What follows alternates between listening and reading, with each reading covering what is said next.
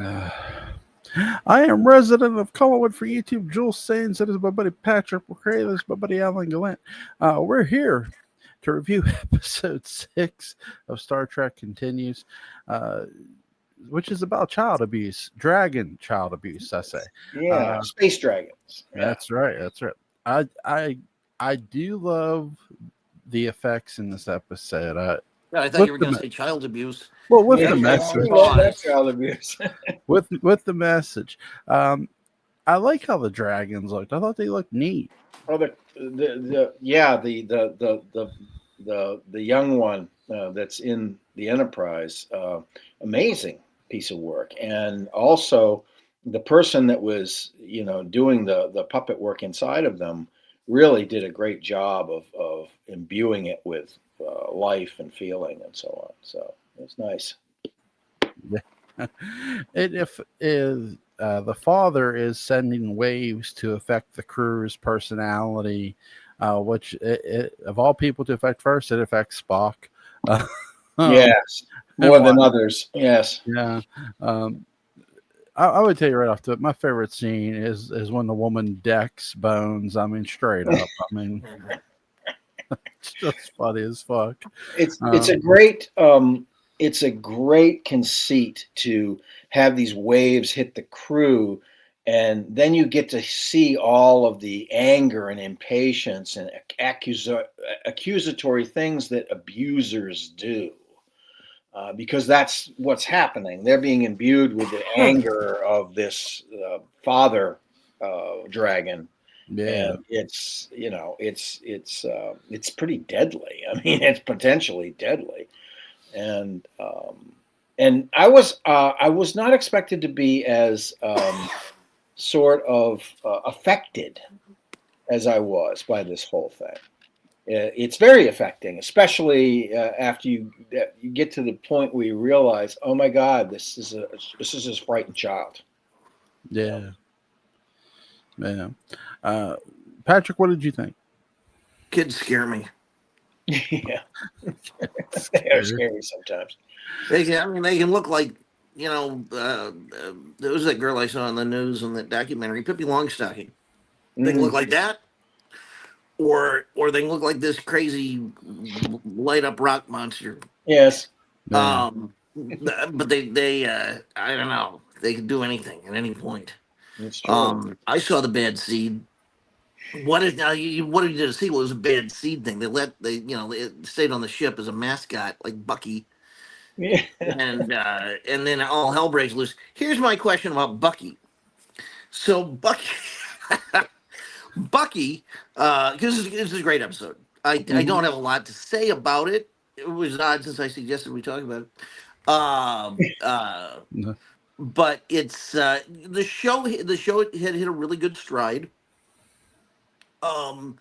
It is interesting that this is the script that the storyline, etc., that they picked. Because I suspect they had other candidates, and I wonder what it was for the production company that made this so pertinent. The only thing I can really think of, it has a nice twist. I like the twist, and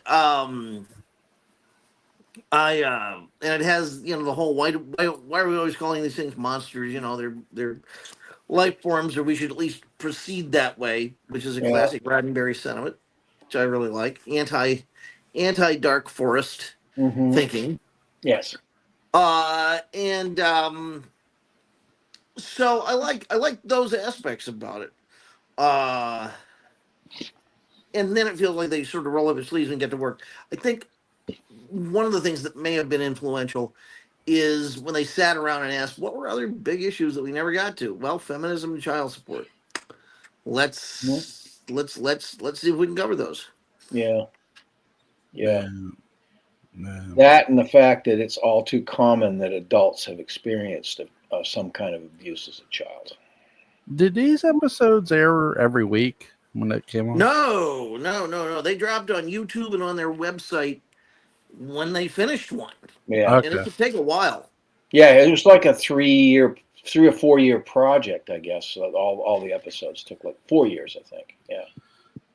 Yeah, and that's the thing too. When this was still going on, Vic was still doing voice work on other projects too. So, Oh yeah, I think everybody was probably working and doing uh, things, outside of it. They had to. I mean, they were starved, you know. yeah, yeah. That's an Well, actor's life and everybody else in the theater or in entertainment. Most people don't make a hell of a lot of money at it. Vic if was you probably the foremost in terms of an earner. yeah, if you can get a hold of the original appearance of Broly in Dragon Ball, which Vic voices, get a hold of it. It's really good. Yeah. In Dragon Ball Z, very very good. But yeah, yeah. Here's a question for you guys. With this episode, because it gets into child abuse, and I love the psychology of that because it's it hits close to home for me. And when I was watching, you could see the crew slowly be affected and go against the kid, Wow. the younger dragon. So I like the psychology of that aspect in this episode because the captain is realizing, Kirk is realizing what's going down. Okay, the waves are affecting us, but slow, sort of.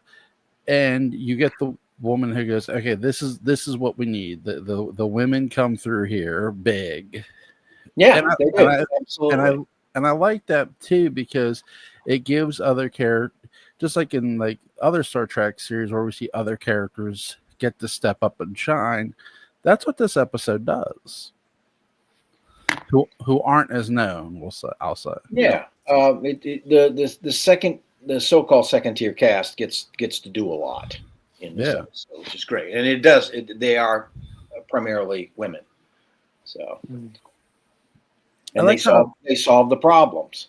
So that's a refreshing change from Kirk and Spock solving everything when in fact they're so overwhelmed by their feelings that they can't solve the problem. yeah. I like how they showed the inside of the ship with the hole that went into it. Like that was kind of Yeah, neat. and I mean that also once you realize what's going on with this critter is he's so afraid that he crashes through the ship to get away Unbelievable. from his father. Yeah. Yeah. And he's a growing boy. We'll say He this is. Well, dragon. yeah, yeah, So, which very very good puppet effects. Very very well man. It's a very very good job. I wonder how long it took him to design the suit, or the concept of it. Well, I think they got a lot of original plans and things. They borrowed them, and that's I know they had posters ready as of the year before with yeah. Star Trek 4 or Star Trek 5 out in the theaters. Hmm. 4, 4 was on there. Yeah, yeah, yeah. Yeah, So it was. I think it was. It was in the pipeline fairly soon, and good to go. Shatner was efficient as a director. I'll give him that. Hmm. He just yeah. needed a better AD or something. That was the issue. Yeah. I Yeah, I think in terms, well, if you're talking about the films, in terms of the direction, I mean, I think, well, no, I was talking about this episode. this episode, yeah, Yeah. yeah, um, yeah. They actually list in the credits somebody that was actually in charge of developing this costume, and they had a person that was obviously dedicated to being inside this costume. And doing that kind of thing. So I'm People who sure. like those costumes Yeah, really like them. I mean, you couldn't get who is it, Bob May? You couldn't get him out of the robot costume. yeah, He'd spend his lunch in there. it's true. It's true. Bill Mooney talks about how he would go on set sometimes and see the robot there and think that it was empty and it was still inside of it. So, and one time they forgot to let him out, and little Forgot. Billy Yeah, and little Billy remembered. He, in a panic, he went to let him out, and he was like eating a sandwich and smoking a cigarette Yeah, inside. the smoke was pouring out from under the bubble. You you've seen the scene in Alien where Dallas goes into the vents, and the alien like reaches out its arms and like opens its mouth, and Ridley Scott cut it right there. Yes. And once he cuts it, the guy's like, "Get me out of here! I'm stuck." Yeah, the guy they had in that costume was like he was looked. I mean, he was kind of alien-like in his proportions. He was this Yeah, really tall, slender guy yeah, with long arms and legs. I mean, he was perfect. It was just, yeah. it was a beautiful combination. Now, wait, you're talking about Julia Roberts, the person who operated Julia Roberts' puppet in Treasure Island? Is that No. not as good as the one at my best friend's wedding? That Oh was my part god! CGI. Yeah, Oh it's my true. god! Julia Oh my. Roberts puppet by Julia Roberts. Yeah, she was off You get camera a chance while to be on. the hand. It's it's not going to be the hand of Potofi. It's going to be the hand of Julia that's Roberts. the question. Was the hand of Potofi?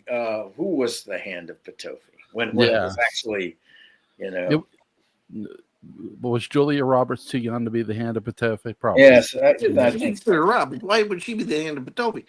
I would. it would be the gland of Potofi. You know Right, who right. got the hand of Potofi? Journalist Michael Pollan, author of The Omnivore's Dilemma. Oh my god! No, he's a good writer. Why not? I trust him Why with not? it. Why not? Yeah. But yeah, they did a really good job with this episode. Just the writing of it. I mean, I have no complaints. Watching three, because I did not watch any of this here, and watching we're a Did you couple break into episodes someone's in. house? Like, what do you mean you didn't watch it there? No, I didn't watch this Star Trek series initially, and it's in the Oh, okay, yeah, got it. Yeah. okay. But watching this, they have done a hell of a job so far. I have no complaints at all. It's astonishing. Yeah. I've said that before. Yeah. But it really is a very rare achievement. I'll tell you what, it's not long, but it's clean. I would watch Axanar if you want to watch just a little bit of Lanyap, a little something extra. That was what came shortly before this, different people, and it scared the shit out of Paramount. Really? It's that good. This is Yeah. before the J.J. Abrams stuff had been put in production, Mm-hmm. and it's fantastic. And it's got J.G. Hertzler, and it has one of the Battlestar Galactica people, I think. Yeah. Yeah, it's a hell of a cast. Man. Yeah, I think it has Richard Hatch as a Klingon. Oh, that would be cool. Yeah. Yeah. Yeah. What did you guys think of the message in this episode? It's perfectly solid. It is, and it is affecting. Which you don't necessarily go into episodes of Star Trek to be affected like that. And I'm sure it probably had a more profound effect on anybody that was closer to that issue than, say, I am. I did not experience, abuse as a child, at least not that I remember. I don't think I did, but still, I've always had a soft spot for those who suffered needlessly that way, always. So the whole concept of this was I mean, it was very relatable for me. Very, very relatable on mine. Abusers really enjoy their power. That's the whole point. It's an inarticulation of power. They don't know how to achieve or receive power by articulate means, by negotiation or discussion or anything like that. And oftentimes it's because they've received that inarticulate violence or abuse themselves. Yeah, and you really see here by the end of this episode sort of the son defending the dad, like no, getting in between the dad and the ship, which it's like, okay, you're sort of going for the storybook ending, which I get. I understand why. Yeah. But they don't make it too pat. It's like it's still open ended. No. It's like will they or won't they? Yeah. Because that's the way it is. That's the way it is. Yeah. Do you think if she had been older, Kirk would have asked her out? Meaning the space creature. No, younger. Sorry. The next evolution. This is 1950s TV. Kind of the next iteration of the Green Woman. Yes. Yes, he would have probably asked her out. I mean, Okay, he would have asked her. Who wouldn't, Kirk? So, I've got a bottle of Tranya in my quarters. Would you like to come? He asked that out. I think so. He asked out Lotta Lania with the shoe. that's what really happened to Victoria Winters. She didn't go back in the time. She was beamed aboard the USS Enterprise by Captain James C. Kirk. No, not really. I take that sort of thing very seriously. I'm going to have to write a book about it. Thanks a lot. Thanks a lot. He's going to have to write a Files book on it. Yeah. Oh God, those were wretched. It was all he had. I was in an antiques mall and looking through some old magazines and stuff, and I found James Van Heist. I found not by Van Heist, but I found whoever was doing it was different people. They were doing the Files treatment to Man from U.N.C.L.E. and Girl. The Man from U.N.C.L.E. one looked like it kind of made a little sense. Yeah. But I didn't read it. They were in bags, so I didn't take it out. But I thought that was I got a kick out of that. So. The Dark Shadows ones are just a mess. I know. I own every one of them. Okay, good. Yeah. They're just for the collectible purposes of course. And also because it is a window into how scrambled things were in the mid '80s. It was a dark age. Yeah, so most people didn't have access at all. So it was like it all makes sense because I don't know anything about the show anymore. There's an antique shop over in what is it, Scottdale, PA, and I know that place. Do you really?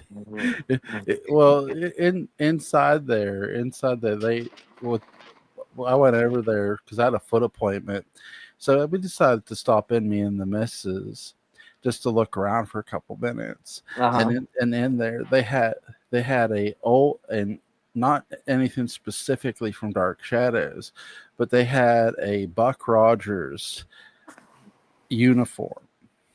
Now, is this the white uniform with the little collar that folded Gilles down? Girard uniform? Yeah. The one that he couldn't wear after second season? I'm sorry. True. My wife, and Julie's like, "What is this?" I said, "That's a Buck Rogers uniform." Yeah. And the guy's like, "Yeah, how'd you know that?" I said, "Don't worry about it." Oh, yeah. It's like a shiny onesie. Yeah. Sort of, yeah. So it looked like, too. Heavy nylon in the weave. Mm-hmm. Oh, my God. Little pocket where your package goes. That's right. Yeah. But this, Julie, it's true. It's the shininess. Mm-hmm. That's the giveaway. 70s shininess. Yeah. God bless the 70s. Mm-hmm. No one else will. What's you guys' favorite scenes in this episode? I really like when they start to communicate with the little dragon there and start to realize what's going on, and that whole relationship that the ensign has with him, and how that develops through it. So I imagine her subtext must have been that she suffered some kind of abuse, her the character subtext. Because she's like immediately starts to realize what's going on. That this creature is terrified. So I like that whole development in that scene. Yeah, Patrick. As I recall, Kirk really dresses down I think the father of the creature, towards He the end of the does at episode. one point, but he doesn't get any response that from it. that every time you do something like that, you become more of the monster that she's Yeah, afraid of. And I thought, wow, what a succinct way to give that insight that's yeah, going to stick. yeah. Man. That I thought was great.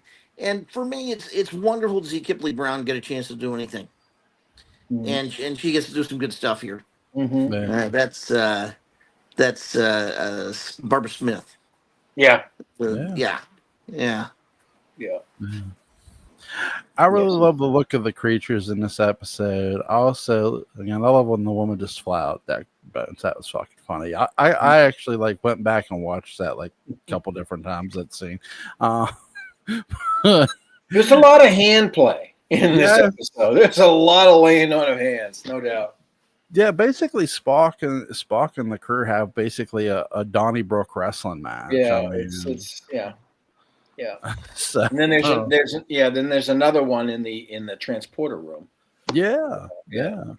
Which they did a really good job with the choreography. That's something I haven't given enough credit for. They Yeah, did it's pretty good. they've done a great job with the choreography of this. So really cool episode. Is tomorrow night good, guys, for the next episode? And do Yeah, number I think that's 7. fine. I Yeah, think yeah. we got a good momentum. Yep. Okay. Sounds And good. the next episode is Tacking into the Wind. Yeah. Yes, I believe so. That should be the courtroom drama episode with Aaron Gray. Speaking of Buck Rogers, Yeah. Aaron Gray has a lot to do. It's more than just a guest star bit. I mean, she's a huge chunk of the episode. That's cool. That's absolutely cool. I love it. Yes. Episode 7 is Embracing the Winds. Yes. Absolutely. Cool. Rather than breaking like the wind. Right. That's right. Yes. Make sure you guys pick some horror movies for October. I can't wait. I'll be thinking of some classic stuff like House of Long Shadows or something like that. You know, those tacky ones where they reunite all the old spooky stars. I like that kind of stuff as well. So link to Patrick McCray's Dark Shadows Day Book Unbound is going to be in the description box. Link to Alan Gallant's YouTube channel, Colin Sport After Dark, is going to be in the description box. You guys have a safe night and take care. Take care. Bye-bye, guys. carry on.